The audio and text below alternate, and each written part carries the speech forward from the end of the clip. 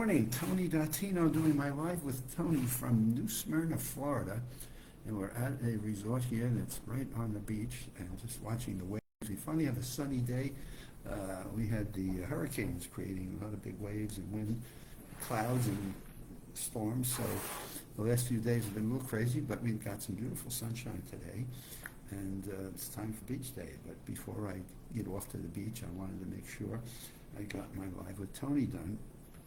I was excited about reading this article that's in the current issue of New Scientist, How to Live to be 100, and they break down the different elements of exercise and nutrition and nurturing the right mental set, because as I've shared with my Live with Tony audience many times, in work that I had done with a hospital system here in the Orlando area, living to be 100, people always worried about making sure they had their mental faculties, that their memories were working, and that they were able to be cognitively competent, so they could recognize the people that were in their lives, and they could then have conversations and communications. So that's one of the things that people think about. So when I read this article, How to Nurture the Right Mindset, so how do you get to the right mental set for living to be 100?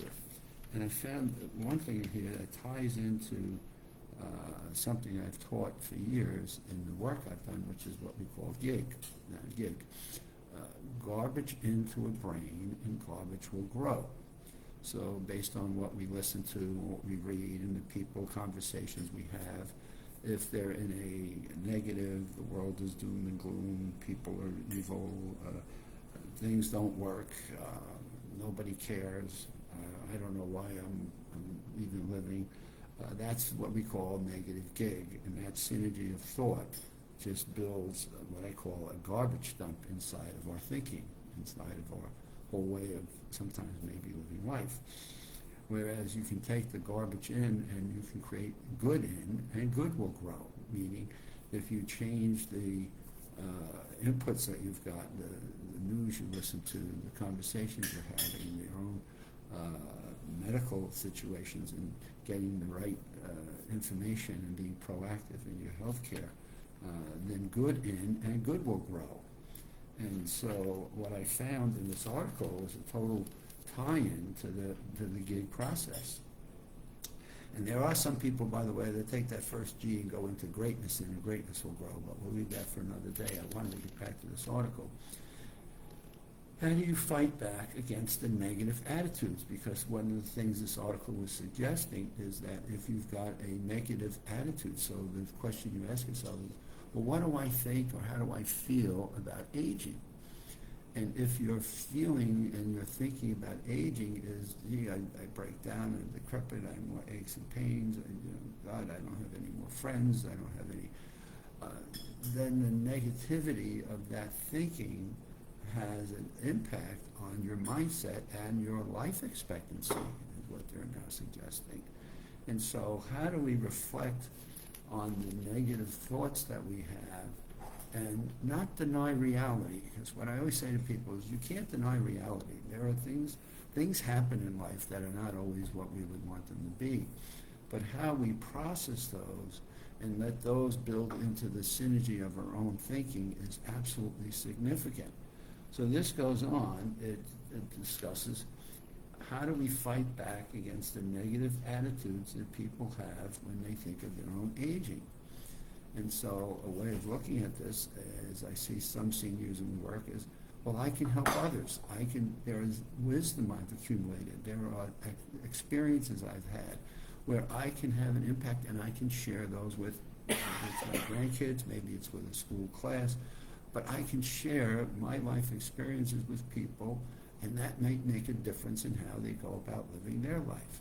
So one of the things I love to do is listen to people and sometimes talk to them, and then give them some questions or suggestions on, gee, do you really want to continue to go down that pathway? Might there be another option that you haven't thought about? Might there be another course of action that you may take that may just, you know what do you have to lose to try it and see how that works out? And so what this is suggesting in this article is, what are your what's your thinking process when it comes to you getting older?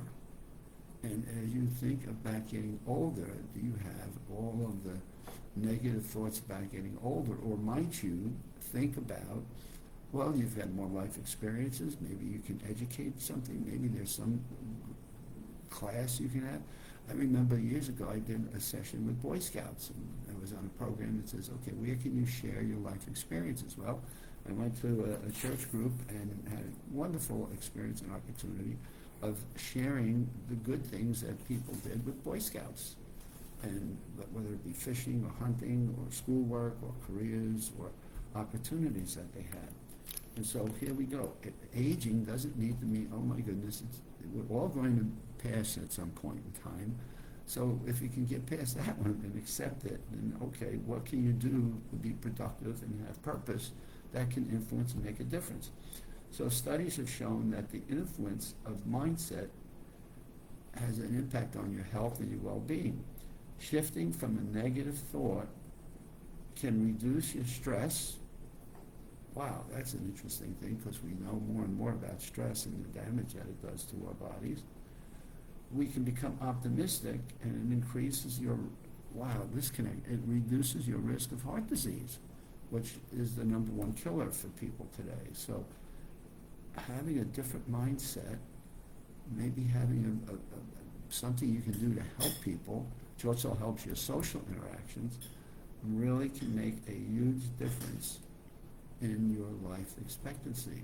And not just for the sake of, oh, I just want to live older, but I have a reason to live older. I have people that count on me. I have ways of influencing, maybe my grandkids, maybe it's neighborhood kids.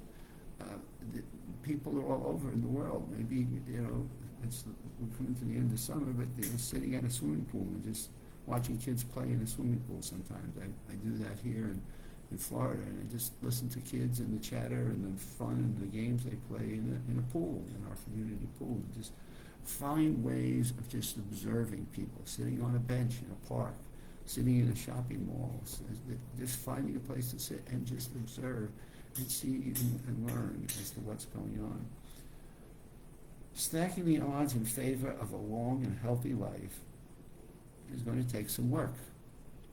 So this article is not to say, well, you just shift your mindset and just think positive. And you say, well, I've got health issues, I've got things I'm challenging, but finding the best doctors, finding the best people, maybe someone in your family, somebody, a friend, some community centers that may have people with similar experiences.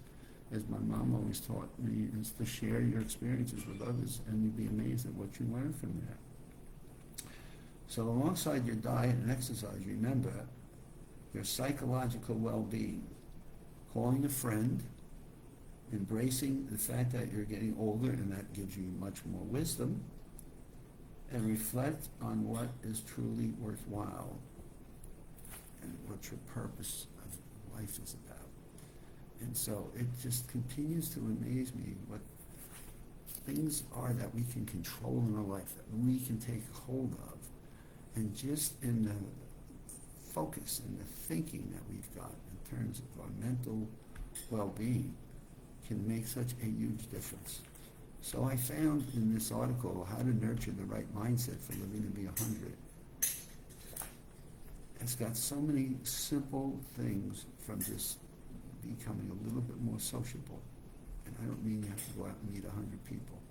It's just finding a friend, somebody in the neighborhood, somebody walking a dog, just observing kids in a playground, just sitting on a bench and just watching. It's amazing what that can help us to do in making a difference in our lives.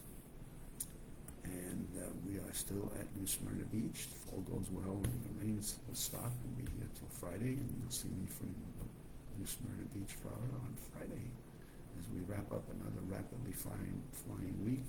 We're into our first day of October, so we'll see you then.